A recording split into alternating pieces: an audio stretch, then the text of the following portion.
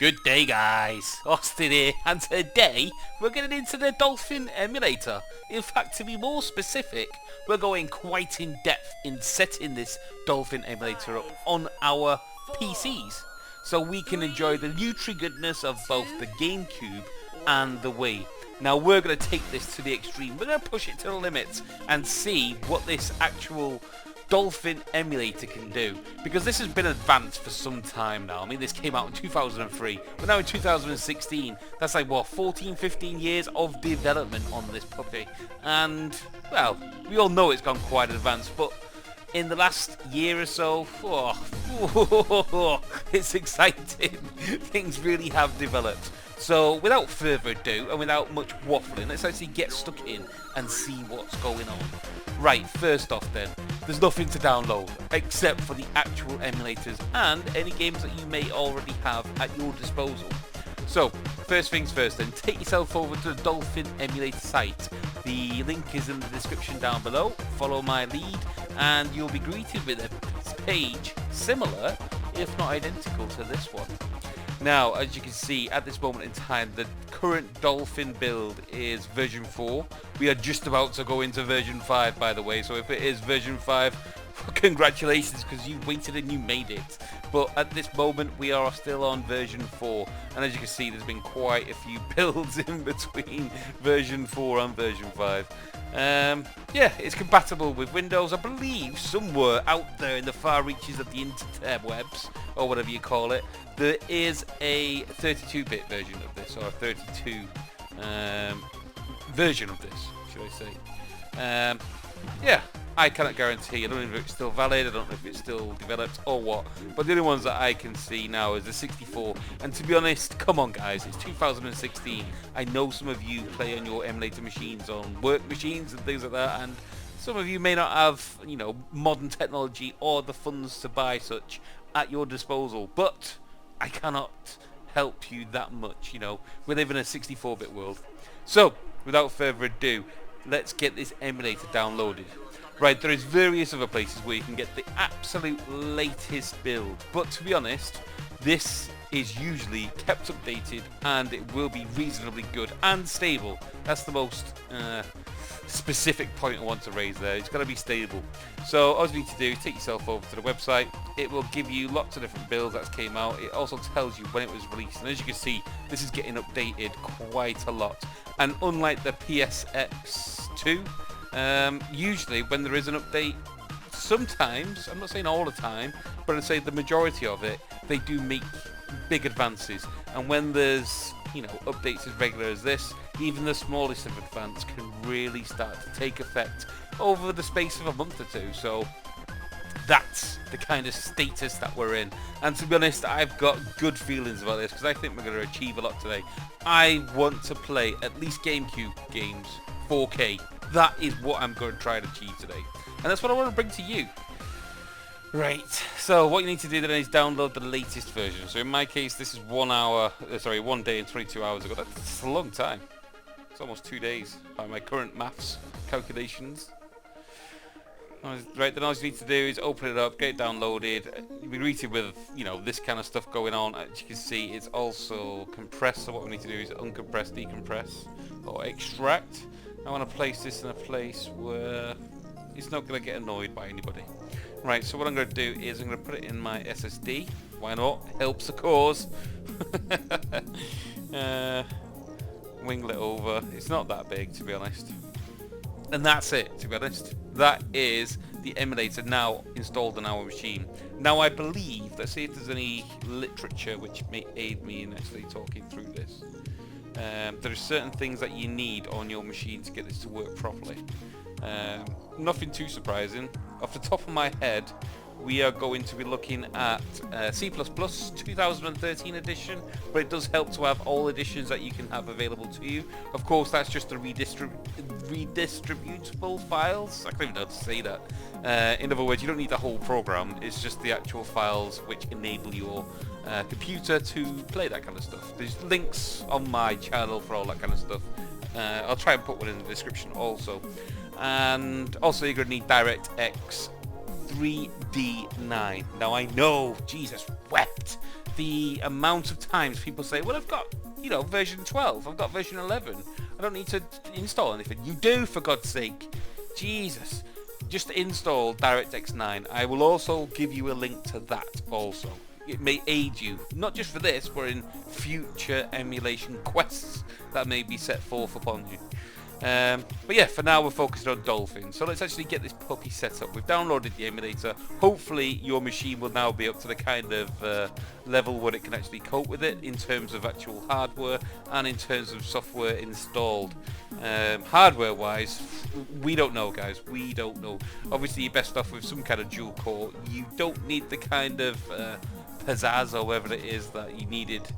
Well, especially 12 months ago, you would need the kind of 4 gigahertz plus by that point, but you do still need a reasonably good system.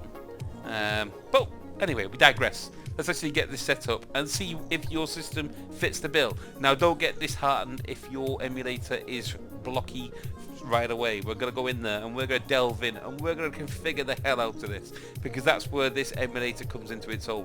When it's correctly configured. And also I'm going to give you a few cheats that may help you even if you're struggling at that point. Right then, so this is the official build from Dolphin. This is the most up-to-date version at this moment of time, of course. First thing that we need to do, what I like to do anyway when making a, I don't know, messing around with Dolphin, is if you put a file, so let's say new text document, and I call this portable. Don't have to write anything in it. All you need to do is put a text document in this folder and call it portable. When I do that, what it'll do is it will make all the settings, all the configs, all the memory cards and all that kind of stuff within this folder. If I do not add that portable file, then what it'll do is it'll make all the configs, all the memory cards, all that stuff somewhere in my user documents folder, which is obviously hidden away in fucking Narnia, let's face it. You know, why don't we just keep everything tidy and put it in the folder? So by making that text document, Dolphin will read it, notice it's there, and automatically think, right, what I want to do is put everything in this folder. I don't want to mess him around. So don't mess me around, Dolphin. Now, when I launch Dolphin now, you will notice in the background, it'll probably cover up now. You will notice in the background, some extra files and folders will more than likely be added to this.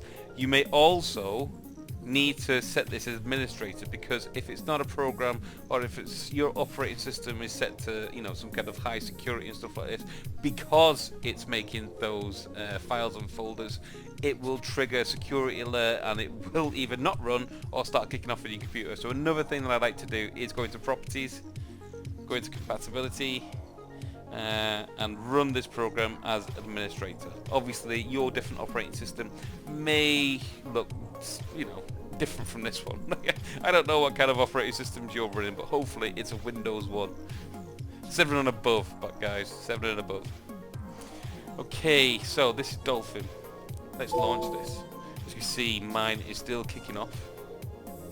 If anybody's got any interest as well, I'm using the exact same build that I used on my PlayStation 2 guide the other week, so, you know, we'll go into my configuration in a short while as we're going through this to try and give you a heads up about what I'm achieving out of what kind of system. Okay then, so let's get our basic configuration set up first off. First off, let's go into the config menu. And you'll be greeted with something like this. There's not much to change. You know, the only reason why we would change things at this stage on these, most of these tabs, would be for very specific changes for a very specific game. But again, we digress and we'll go into that in a bit more detail in a short while. Nothing to change here. Stop, there's nothing to see here. In fact, what I can do is say confirm on stop. What that does is, if I'm in game and I press escape, it will automatically jump out of the game. If I leave that box ticked, it will mean that it give me a yes or no box. Are you sure you want to exit this game? I like to exit straight away, especially if you're in the front end. Then you need that box unchecked, otherwise it looks ugly because you get a little grey box popping up every time you exit a game. Using panic handlers. For configuration, I would keep that as ticked. What that'll do is give you warnings about anything that the system thinks you may like to see. Does that make any sense? In other words, if it thinks it's worried, or is anything that it thinks would be of your interest when configuring or when sorting your games out, it will display them. If you untick that, it will only show the on-screen display messages. So, in other words, you know, your controllers, the kind of graphics that you're using, that yellow text that pops up at the beginning, that will be all it shows. But I've got to keep that on just for the configuration purposes of today, of course. Okay, next thing we need to look at is audio. Now, most configurations can work from this. So we've got HLE. Some games require, in particular, LLE, Rogue Squadron, Star Wars, off the top of my head. Some other ones, mostly ones that I've got 5.1 surround sound and all that kind of jazz going on. Yeah, there's various different hacks and builds and stuff that can aid in that process. But if you do click LLE, it will slow everything down because, as you can see, that's fast, that's slow, and that's also slow.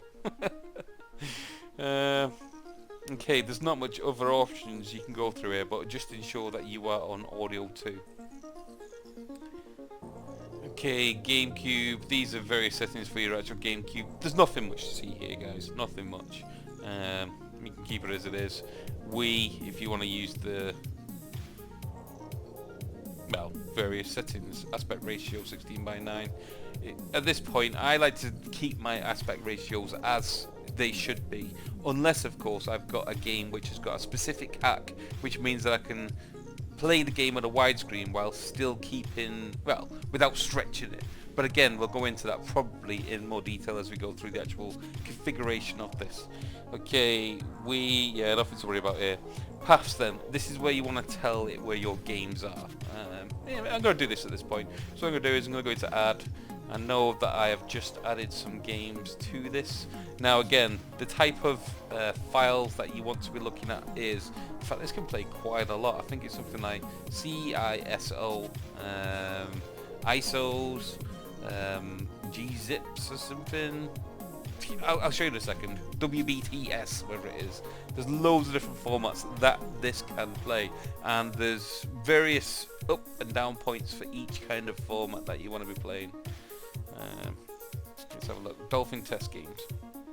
Select folder. And then is there any other features that are on this? We've got advanced. I think this is overclock. Yeah, you can overclock if you wish. However, I like to keep mine at its stable build. You know, it keeps my system stable. I know what I'm getting.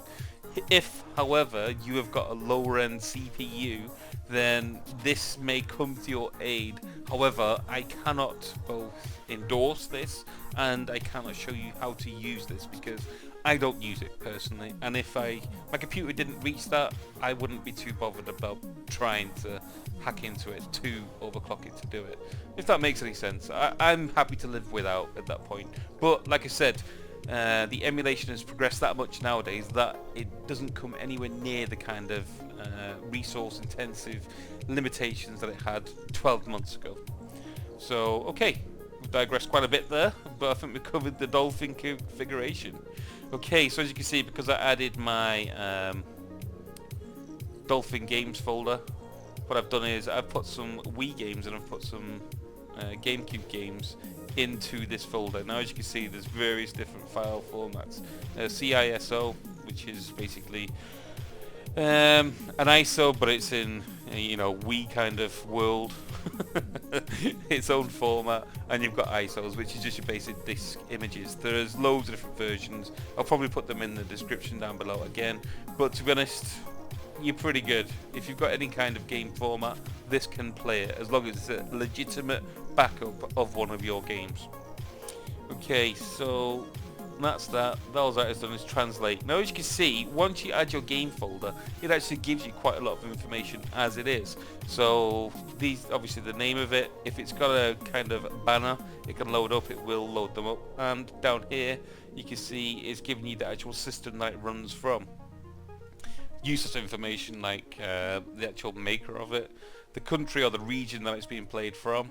This emulator doesn't require BIOS to play, which is a good thing.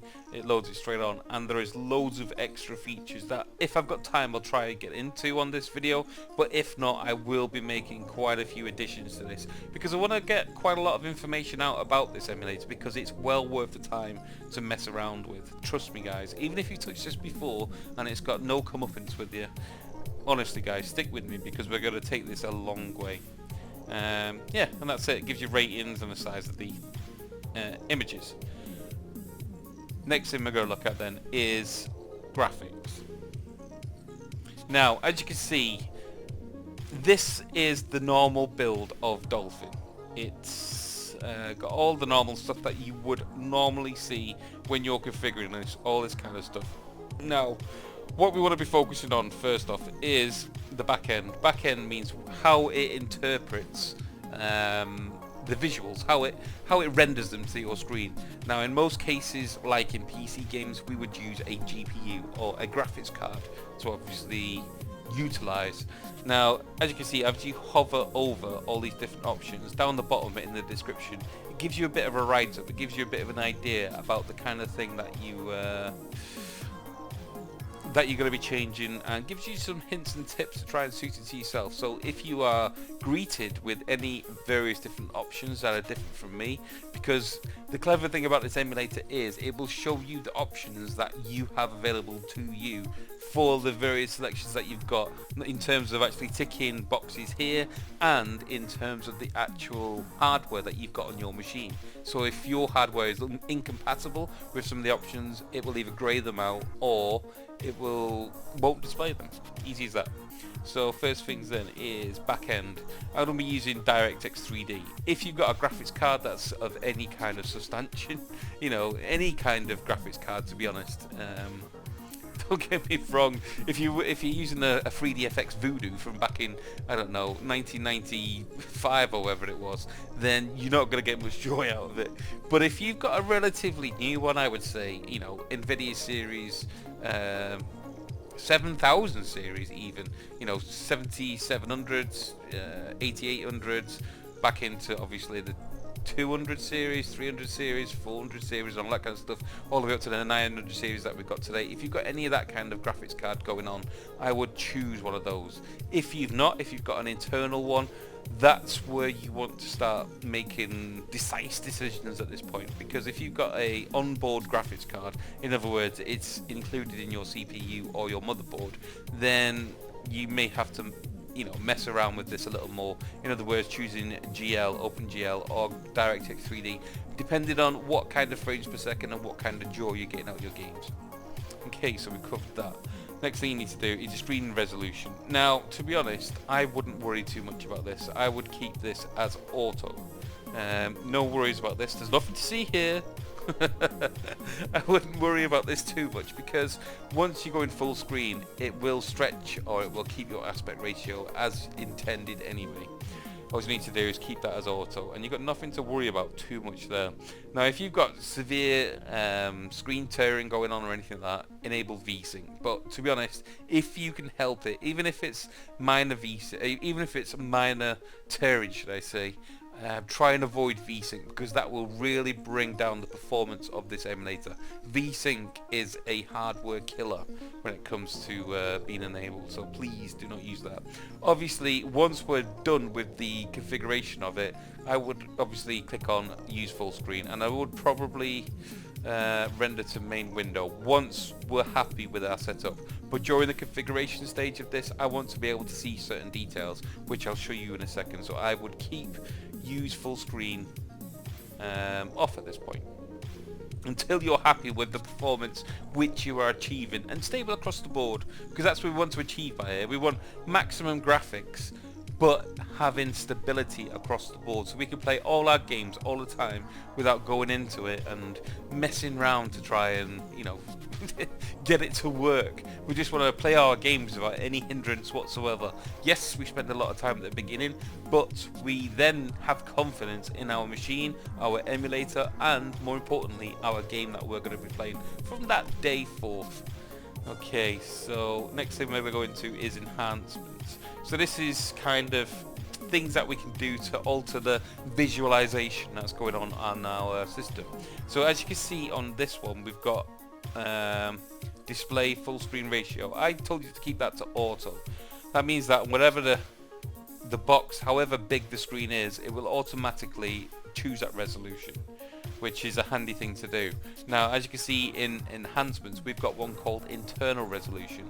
Now, this is where you start ramping up the kind of graphics that your machine can do. Now, this is also where it's going to take the biggest knocks in terms of performance the more you ramp this up. Now, like I said, I'm going to try and ramp this all the way up to 4K today. And it's no meager feat, to be honest, because considering, I don't know, 12 months ago on my machines, I was trying to get these working and I was struggling to get 720 at some, or even on the lower end games. In most cases, especially on the more intensive games, I would be looking at either native or 1.5. That was the kind of standards that we were at. Today, I'm going to try and ramp this to 4K. 4K, for God's sake. Most people's TVs cannot even display that kind of stuff. But I'm going to do it. I've got to do it. I hope I can now after I've just hyped it all up.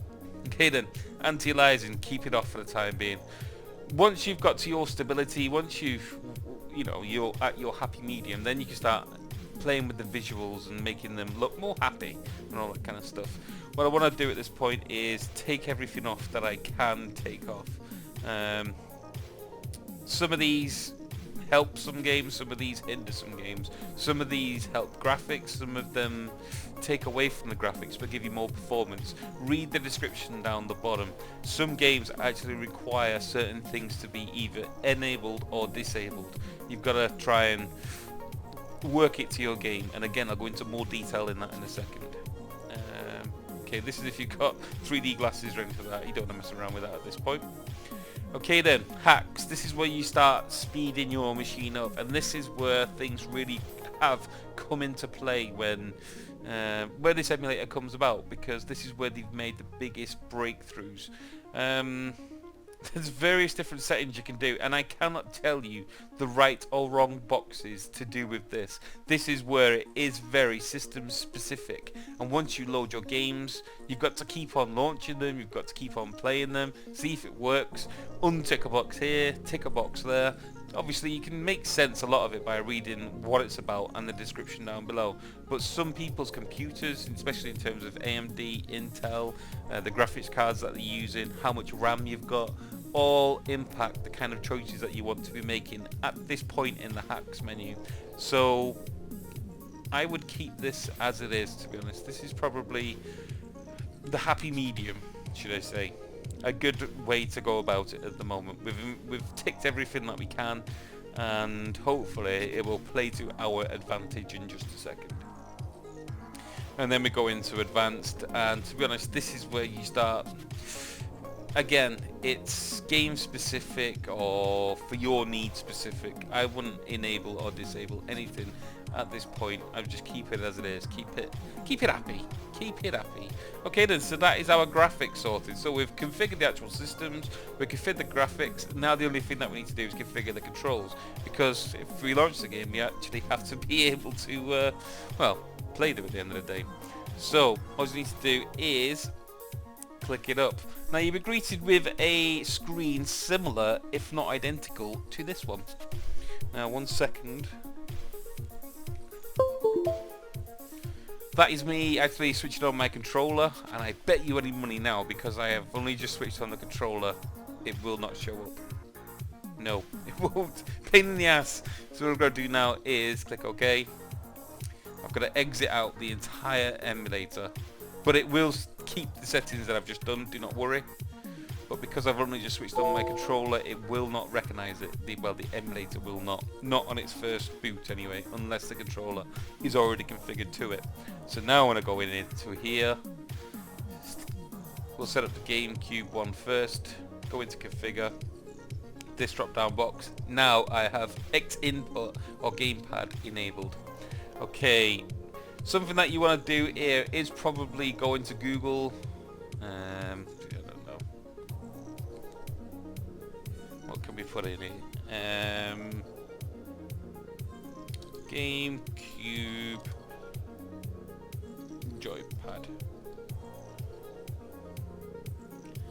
go into images.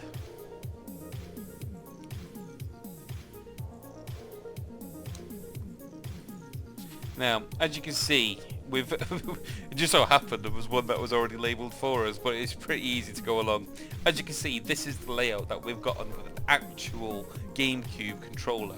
So when you're thinking of your button layout in terms of putting them into the configuration, this is where you want to start thinking. Now, I'm using an Xbox 360 pad. I cannot guarantee that any other pads will work. However, I'm told that, well, basically anything that you can throw at this will work. And again, we'll go into more detail in this in a second, but what I want to do now is configure my Xbox 360 pad to the GameCube pad itself. So as you can see, it's almost identical. You know, the only thing that is different is probably the X and the B button are the opposite way around.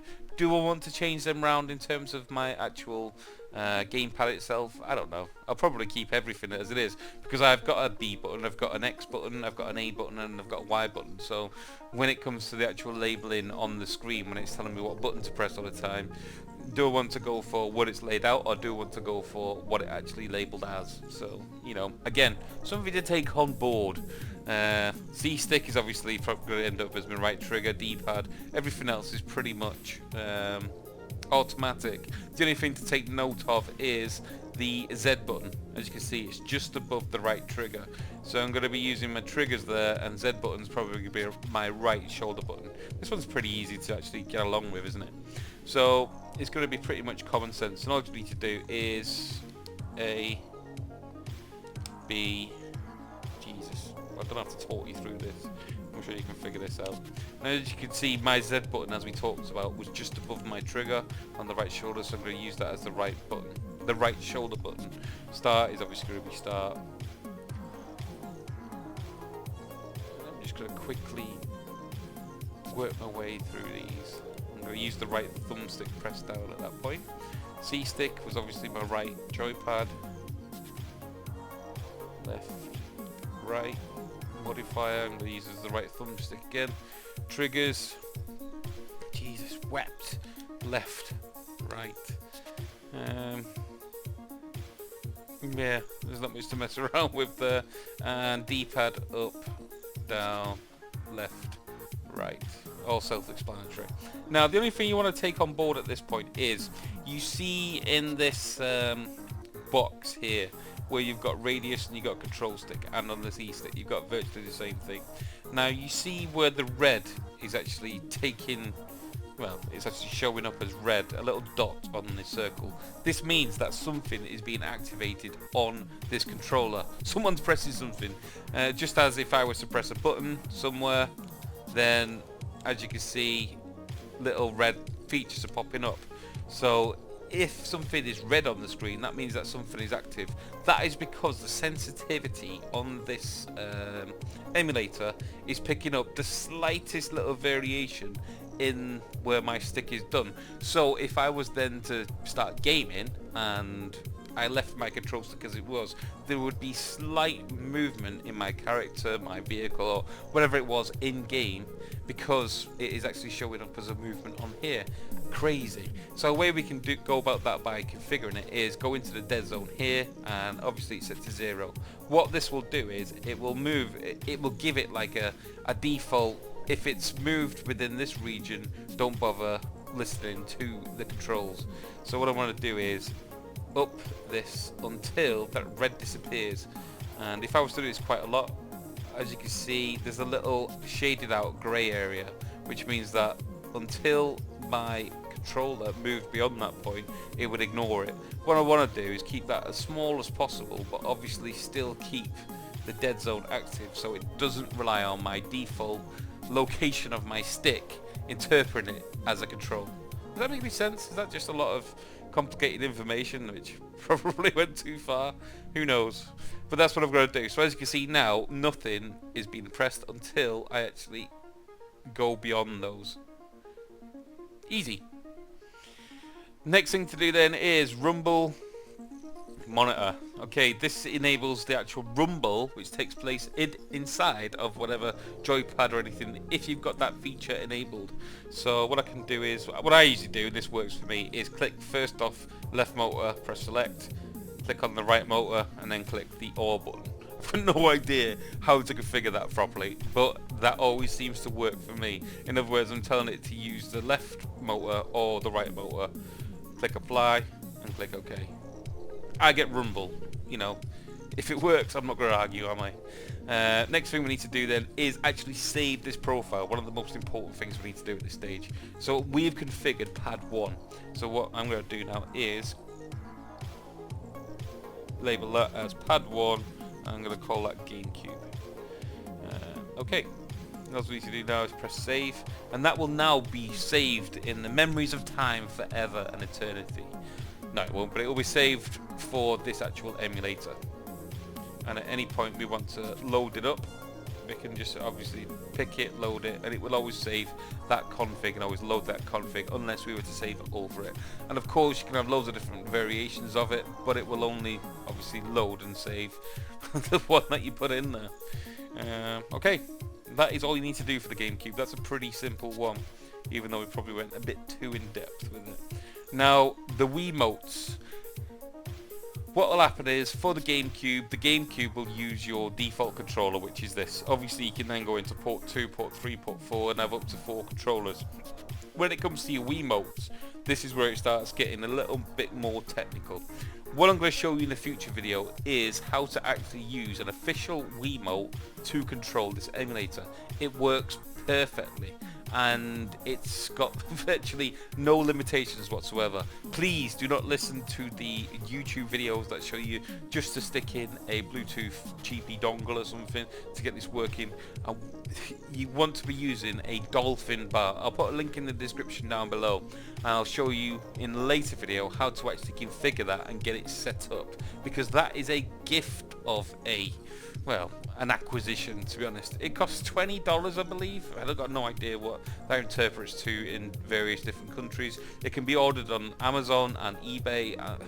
I'll try and find the supplier and put it in the description, but that is the best thing if you want to use official WiiMotes. It's not rocket science to set up, but I would use that. Don't use no dodgy Bluetooth USB dongle things, even if you've already got one and it's of a high quality. Sometimes they're not official, and in terms of configuration you'll have huge knock-on effects in terms of your other emulators and systems that you got running. So please only use only use a DolphinBar. I stand by them. Don't get me wrong, I'm not paid by the guys whatsoever. I just know that it works very well. Okay, we digress. What I'm going to show you now is actually how to play this with an Xbox 360 pad, and to try and utilize all the features instinctively as possible, translated from your WiiMotes. So obviously there's certain features that your WiiMotes has that your Xbox 360 doesn't have. So let's actually try and make sense of these. Okay, same kind of scenario as what we had a few seconds ago. Let's actually set this up. Right, first things first, you want to choose obviously the joypad that you just had a second ago, joypad 1. Next, what we want to do then is go through your various buttons. Now, this may not make sense at this point, but trust me, once you're in game, this setting or this setup will work for the majority of your games, especially for like your Mario Galaxy and things like that, because it still enables you to use certain features which normally would only be available to people with an official WiiMote with nunchucks, for example. Okay then, so here we go, without waffling. Button A, just copy my lead. I'm not going to talk you through all this, but trust me, once you're in game it will kind of make sense.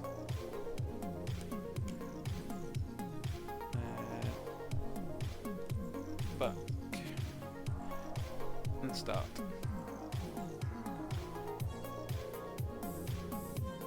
Okay, with your IR, what you want to be using on this one is your right thumbstick. Oh, crap. Too slow. So, up, down, left, right. Ignore all the forward, backward stuff. You don't really need to bother about that. Ignore the tilt stuff. Majority of games you can get away with that kind of thing anyway. The main thing that we want to be focusing on here is the shake, because, well, things are used quite often with the shake, especially in terms of the Mario games and stuff. So quite simple, put everything down as the right trigger. So whenever you press the right trigger, it will simulate you just going buck crazy on your Wiimote. Okay, next one then is your D-pad, and that's pretty easy. We're just going to go up, down, left, right with that actual D-pad.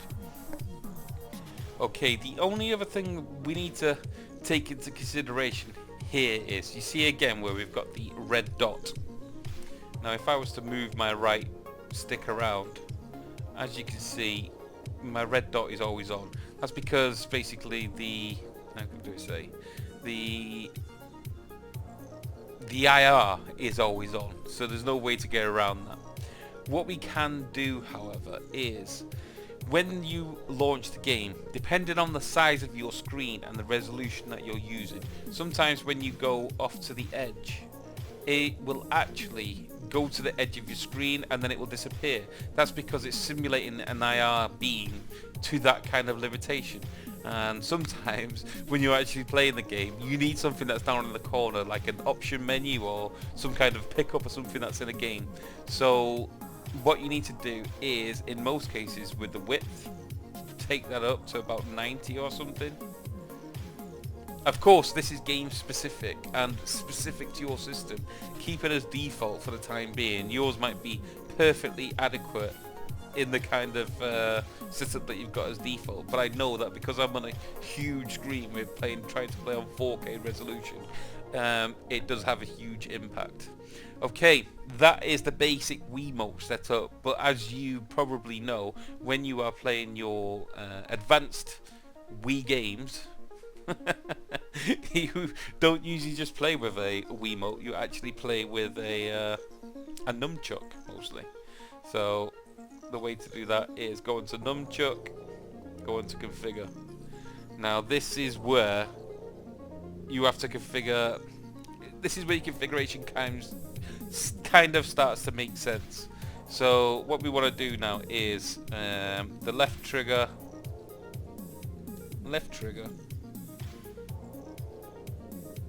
and right shoulder. And now we want to use our left stick to actually do the stick. This is because when you've got a nunchuck built in, for the 3D kind of games, what normally happens is you use the nunchuck to move around. So without actually enabling that kind of stuff to happen, your character will just stay where it is. It doesn't rely on just your Wiimote that we just set a second ago here. It actually relies on the nunchuck to actually move your character around. And again, one of the features that is more or less in every game, especially for the Wiimote stuff, is the ability to shake.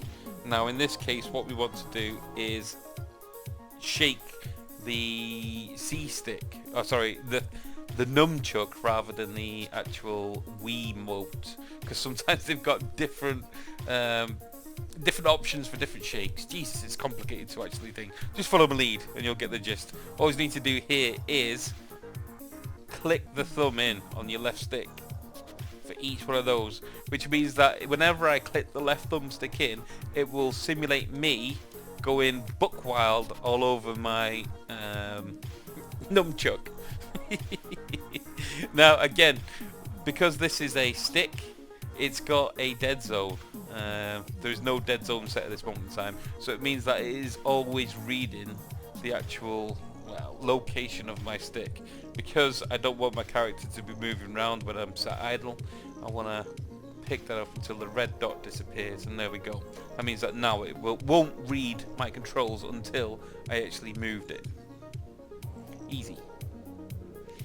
Okay, now what I can do is click OK. Easy.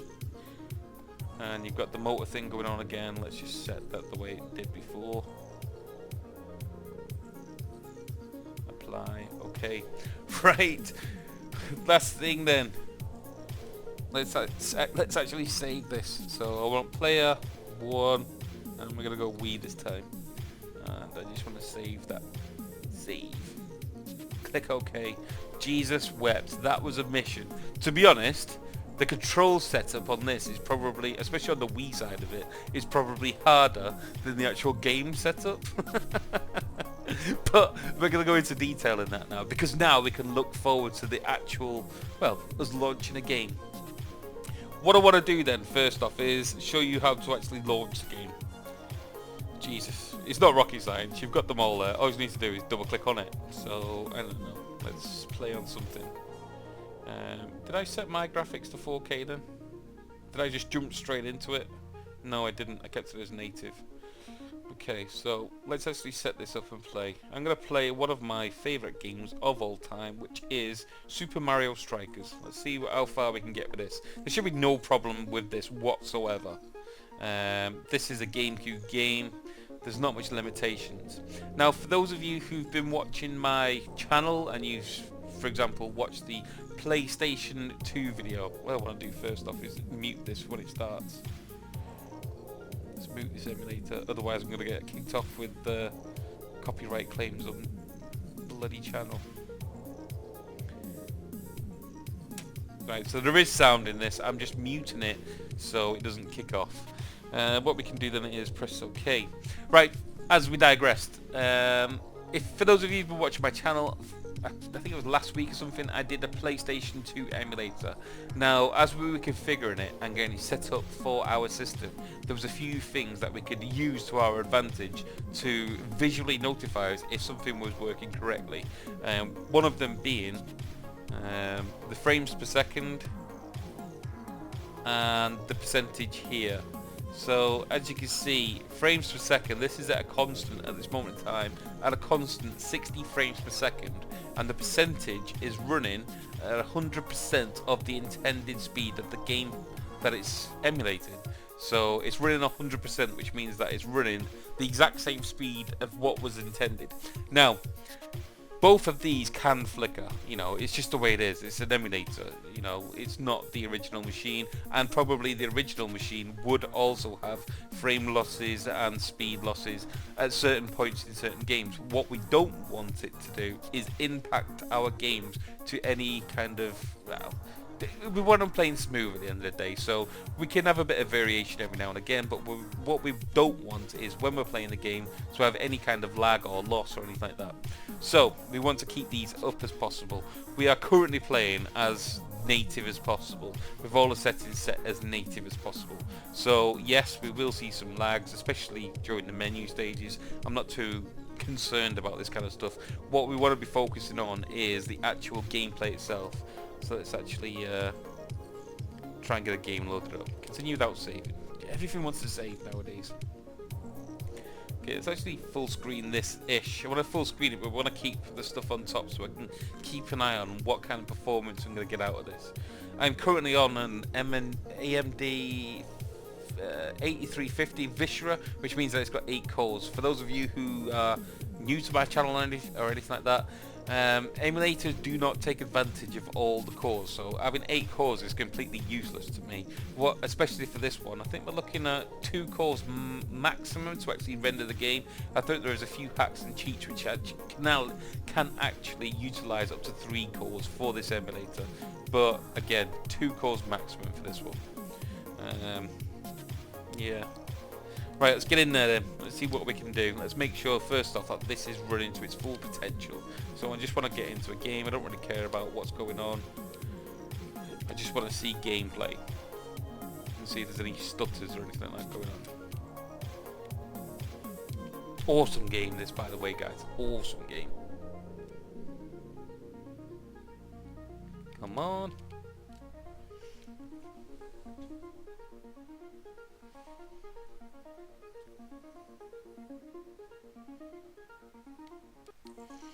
Okay, so as you can see, it is loaded up. Usually when you first start off, you will get a few hangs, you'll get a few frames per second losses. That's just because it's interpreting everything on the screen. As long as there's no hiccups, no lag or anything like that, then there's nothing to worry about really. Oh, saved it.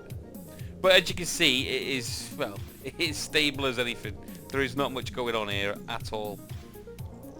There's nothing to be concerned about. I'm happy with it. I'd be happy if it scored. But no. As you can see, it's stable. No problem there whatsoever. So what I want to do now is actually ramp this up and see if I can get 4K on the exact same game. So I'm keeping all my settings identical to what I had.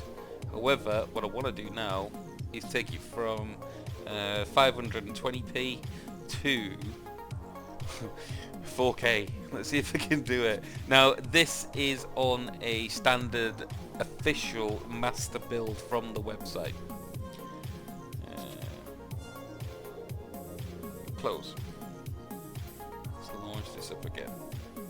So again, it doesn't make any difference what size my screen is. What's actually being rendered on the screen in terms of detail of the game itself is being rendered in 4K.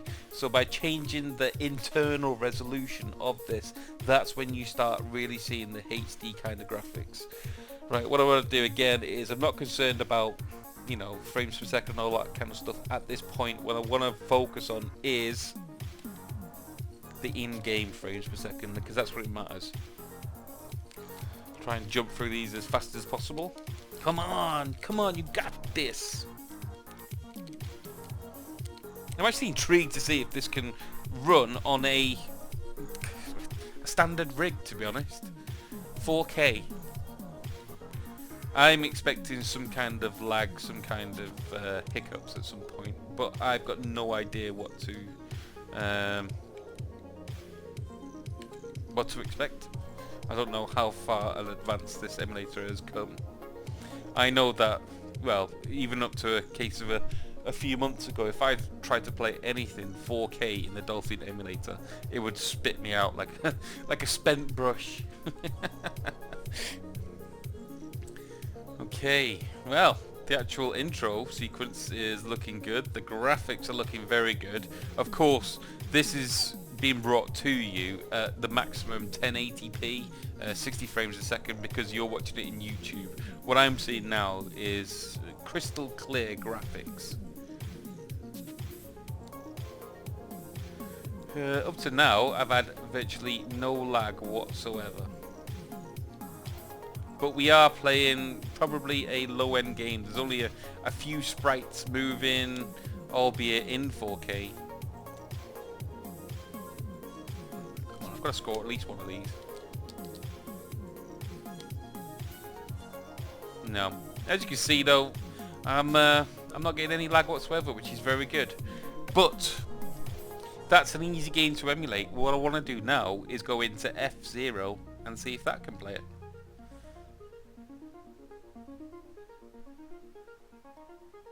So we've gone through the actual setup of our system, we've gone through the setup of our graphics, we've taken it all the way to 4K. We know that this is stable at 4K on that game.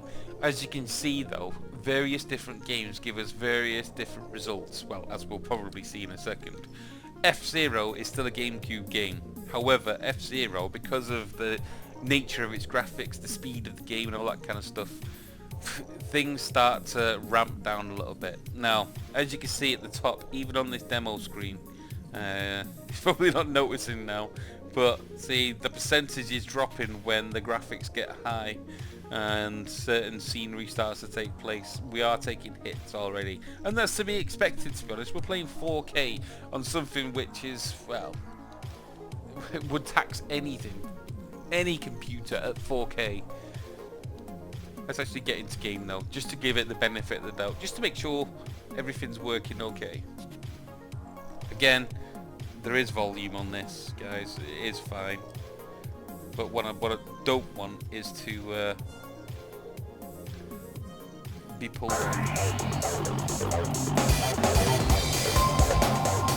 So as you can see, the volume's there, the volume is fine. It's just, I don't want to get kicked off with YouTube because of, well, because it recognises the music or whatever.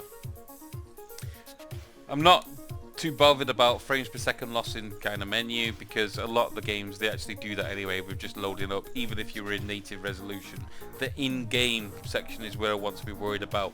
And again, the first, I don't know, 5-10 seconds of the actual game loading up before I'm going to start. Again, if there's a few lags there, again, I'm not too fussed. It's when I'm actually up to speed and running. So I'm now at 4K. I'm up to 60 at 100% on F-Zero. Jesus, that is not too bad, but let's see if it can keep it. Things are getting quite intense at the moment. I am noticing, well, there's virtually nothing at the moment. We've gone all the way to 4K. This is good. I've not made any tweaks whatsoever, and I've gone all the way to 4K already. Nice. Let's see if we can make this bloody hang. Ah, there we go. There's a bit of a lag. But to be honest, that's pretty expected considering what was going on the screen at that moment in time. It's pretty smooth. I am noticing the odd stutter every now and again.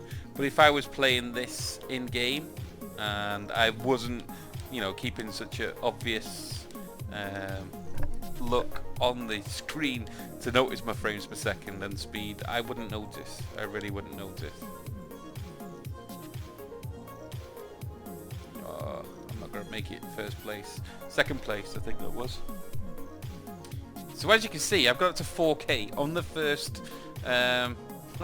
first run of this emulator. That is awesome. That really is absolutely awesome. I don't know what to say. I was expecting to be sat here for another hour taking you through configuring all the little tick boxes and all kinds of stuff. Now, we have gone to 4K, but we have gone to this without using any graphical what can you call, like, you know, anti-aliasing and all that kind of stuff. So yes, we're at 4K, everything is super detailed, but what we haven't gone through is actually tweaking this to get the maximum kind of visualizations on our computer. But this is actually playing what would be expected on the GameCube as standard, but obviously to 4K resolution. That is awesome. That is absolutely awesome. I wasn't expecting this from F-Zero. F-Zero is kind of like a Shadow of Colossus for the PS2. Yes, it's a beast of a game, and emulators worry and emulators struggle because of the kind of stuff that's going on the screen at every moment in time, the speed that the game is run, and especially with the kind of stuff that's going on with the screen.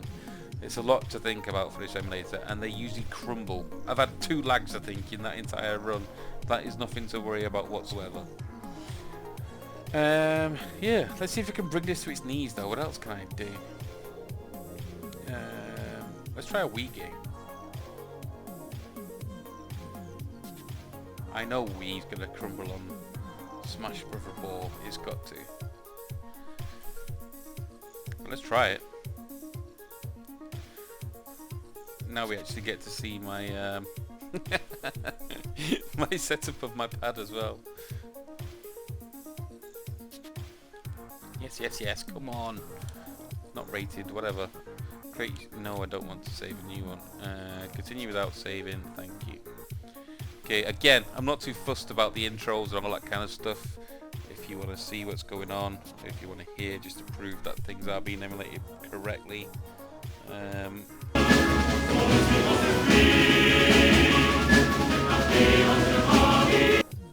There you go, there's the awesome music for it. Right, let's get into a game. Let's see if we can bring this emulator to its knees. It's stood tall between the trees so far.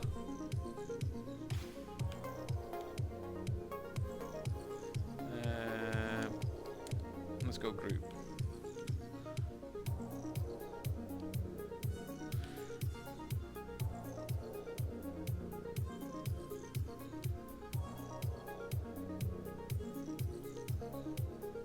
It thinks there's a GameCube controller plugged in at the same time. That's due to my configuration rather than the emulator. Jesus wept. Let's deal with that though. fact, it's going to get super complicated, isn't it, unless I go into a solo.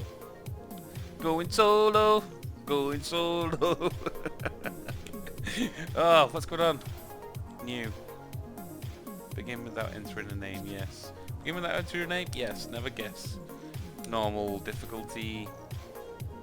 Oh my god, skip movie. Mario. It's a Mario! Right then.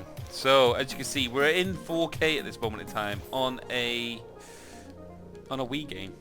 This, trust me guys, for those of you who have not done emulation too much, Super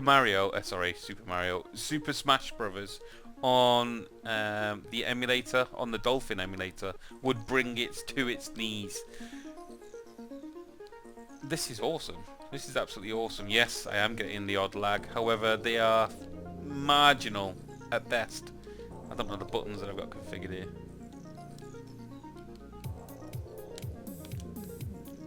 Ah, there we go. So there you go. That is the, well, far more than I expected, to be honest. We have got more performance out of this, and I have been blown away with it, to be honest. This is a standard build of Dolphin. No, nothing tweaked that much, nothing heightened into it. We've got no hacks going on really, but what we have got is a pretty standard configuration also. I mean, it's not like we've got in there and started having to tick and untick and change resolutions and bump it up bit by bit. We've more or less gone straight into the deep end and smashed it straight away. No problem whatsoever. But yeah, I love that.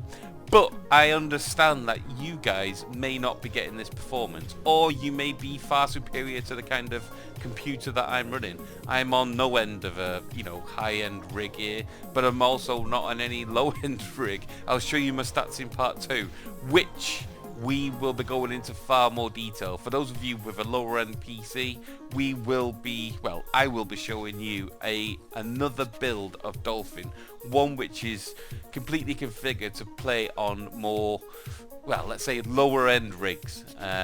You know, you're not going to need a top of the range gaming computer to get even this performance. You can play this pretty much on a low end PC now, something that wasn't even heard of, well, 12 months ago, maximum kind of thing.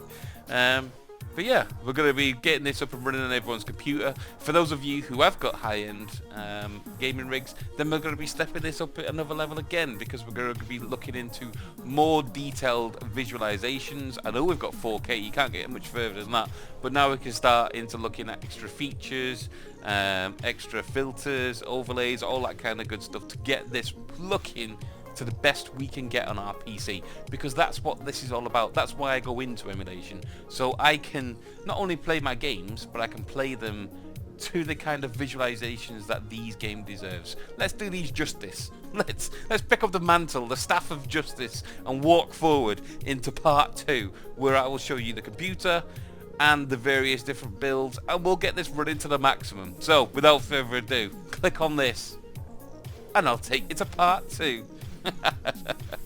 Cheers guys, I'll see you there.